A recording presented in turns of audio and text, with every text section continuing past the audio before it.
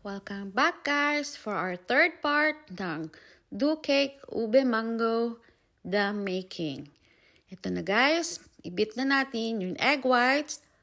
Add natin ng 1/2 cup of sugar. Antayin lang natin hanggang maging stable.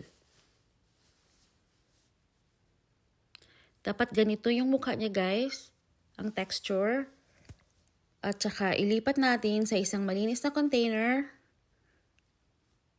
Ayan guys, dapat stable siya guys. Dapat hindi siya yung watery. Ganun, ganyan ang kanyang texture. And then next, i-beat na natin ang egg yolks. Oops, itaas ko pala dapat, nalimutan ko.